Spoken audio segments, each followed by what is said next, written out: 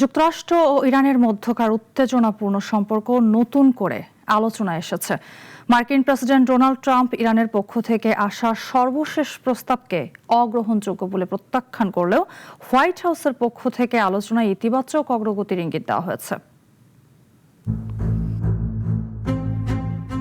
পাল্টাপাল্টি শর্ত, কূটনৈতিক চাপ এবং আঞ্চলিক নিরাপত্তার ইস্যুর মধ্যে এখন আলোচনার টেবিলে সমাধানের পথ খুঁজছে যুক্তরাষ্ট্র ও ইরান।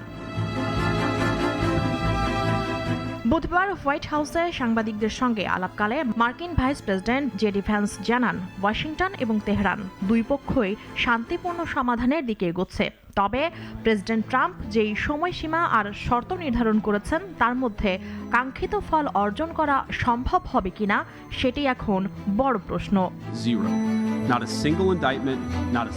ভ্যান্স স্পষ্টভাবে বলেন, যুক্তরাষ্ট্রের অবস্থান একেবারেই পরিষ্কার। ইরানকে কোনো অবস্থাতেই পারমাণবিক অস্ত্র তৈরির সুযোগ দেওয়া হবে না। এ লক্ষ্য নিশ্চিত করতে প্রয়োজনীয় সব ধরনের নিরাপত্তা ব্যবস্থা কার্যকর করতে চাই ওয়াশিংটন। তিনি আরও বলেন, মধ্যপ্রাচ্যে দীর্ঘমেয়াদী স্থিতিশীলতা প্রতিষ্ঠার জন্য একটি কার্যকর চুক্তির পথ খুঁজছে যুক্তরাষ্ট্র। আর সেই চুক্তিতে সবচেয়ে গুরুত্বপূর্ণ বিষয় হচ্ছে ইরানের পারমাণবিক সক্ষমতার ওপর কঠোর নিয়ন্ত্রণ। অন্যদিকে ইরানও নিজেদের অবস্থান আরও জোরালোভাবে তুলে ধরছে। দেশটির vice president Mohammad Reza Arif Hormuz প্রণালীর ওপর ইরানের সার্বভৌম অধিকার পুনর্ব্যক্ত করেছেন। তিনি দাবি করেন, কৌশলগতভাবে অত্যন্ত গুরুত্বপূর্ণ এই নৌপথের নিয়ন্ত্রণ ইরানের অধিকার এবং বিষয়টি এখন চূড়ান্তভাবে প্রতিষ্ঠিত।